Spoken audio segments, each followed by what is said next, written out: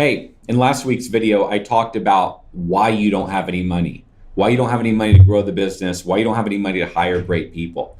This week, another common question that I see is at the bottom of my profit and loss statement, it looks like I'm making money, but when I look at my bank account balance, there's no money. So where in the world is my money? So let's do a quick talk through on why that is. So there's three major financial statements that the majority or many companies look at: your profit and loss statement, your balance sheet, and your cash flow statement. They are all very different. If you've never heard profit and loss statement, you should get acquainted with that because it's an imperative report for you to be paying attention to. Sometimes it's also called an income statement.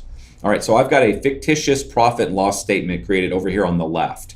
So let's look at this. So at the top of a profit and loss statement in QuickBooks, all kinds of software solutions can produce this. QuickBooks is the most popular name in the US when it comes to producing accounting and financial statements. So at the top of your profit and loss statement, you have income, the amount of money that came into your business. So in our example, you had $750,000 in income for the year. We're talking about a year.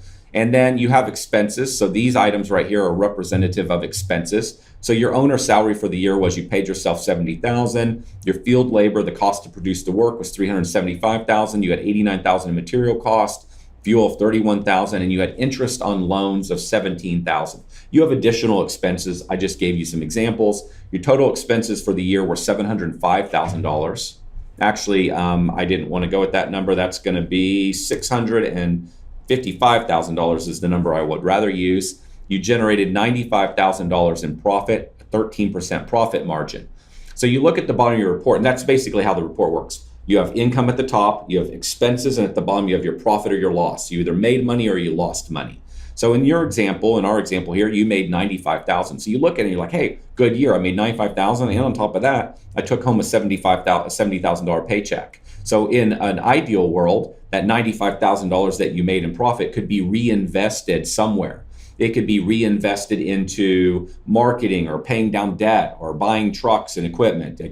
Or you could take a disbursement or a distribution. You could take home some of that money as profit sharing for you. The dilemma is what happens is you look like, hey, $95,000, we had a great year, 13% profit margin. I'm fairly happy. I'd like to see that be greater, but I'm happy we're making progress. But you look at your bank account balance and there's only 28 grand in it. And you're like, okay, my numbers say I made 95,000, but where is my money? Because my bank says I have 28 grand. There's a couple things. One, last week we talked about cash flow.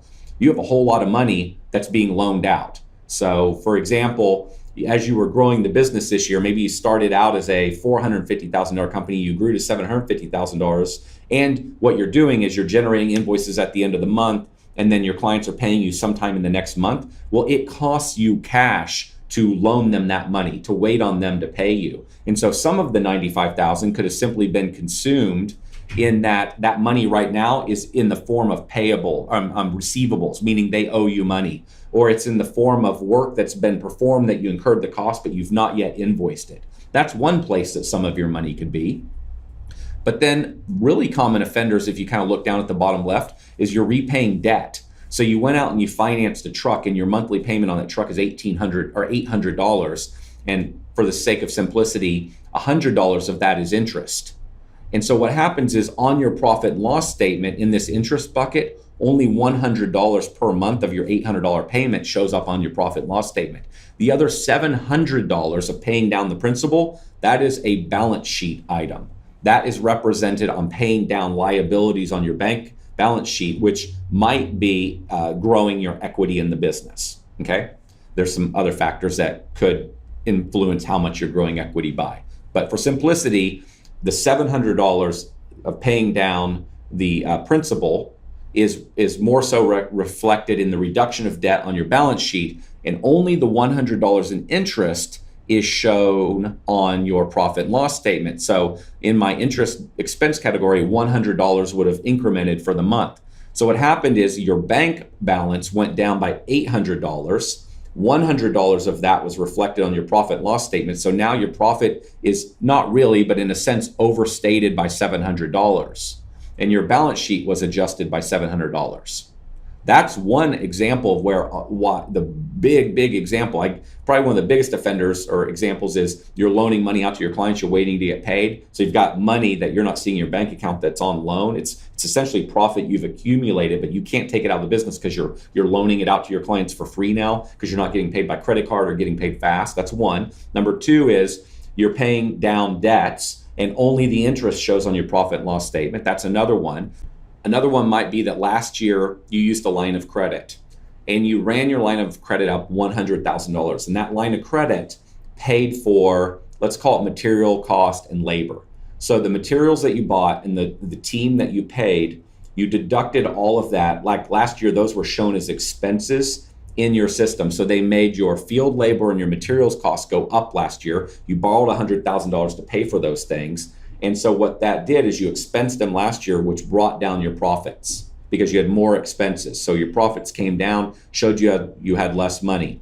Whereas this year, you didn't use a line of credit, meaning you didn't borrow against it, rather you paid it back. So this year, out of your profit that you made, you paid back the $100,000. The dilemma is the $100,000 left your bank account this year, there were no offsetting expenses. You incurred the expenses on last year's profit and loss statement in the form of labor and materials. This year, the $100,000 that you're paying back, there's no expense deduction for that $100,000. It will show up on your profit and loss statement. It will only show up on your balance sheet, and it's also represented in the reduction of your bank balance. So the $100,000 that you paid back this year, it came out of your bank balance, but there's no related expense that would bring down your profit for the year. Another example is you do not use a 179 section deduction. So let's imagine that you do not section 179 depreciate a truck. So if you were to buy a truck for $10,000 and you were to fully depreciate it this year, write off the entire cost as a $10,000 expense, then your income statement, your profit and loss statement would perfectly match a $10,000 reduction in your bank account balance. Your bank account balance, $10,000 left, and you expensed all $10,000 this same year on your profit and loss statement. Whereas if you don't section 179 it and you depreciate it, which happens very frequently, but you paid cash, you might have paid cash this year, $10,000, but you only depreciated that asset by 20%. Only the 20% will be reflected on your income statement, your profit and loss statement. So $10,000 left your bank account balance, but you only got a $2,000 deduction or expense on your profit and loss statement. Therefore, it showed $8,000 more in profit for the year than you really made because you didn't fully depreciate the truck in the same calendar year. That's another. The last two, you made $95,000, and in March of this past year, you took a $30,000 distribution to pay taxes on the previous year. So taxes do not come off your profit and loss statement. So you took you made $70,000. You took a distribution to you of $30,000 so that you could pay taxes for the previous year. That $30,000 in taxes is not reflected as an expense on a profit and loss statement, but it will impact your bank balance. If you take a distribution just for an extra $10,000 to take home as profit, same thing, not an expense on your profit and loss, but it does lower your bank account balance. And then I also alluded to it, when you're paying taxes, if you're making estimated tax payments are taxes paid on profits. That does not reflect on your profit and loss statement. It only reflects on your balance sheet. It reflects on your cash flow statement, but does not reflect on your profit and loss statement. So you might have been making your estimated payments essentially on this $95,000 in profit. And because you've been making those estimated payments, you don't have $95,000 in the bank. And there are a multitude of other reasons why your profit shown on your profit and loss or income statement will not match your bank account balance. Essentially never expect those to match. It's not going to happen. And that's a multitude of reasons why. If you got questions, please ask them below. See you later.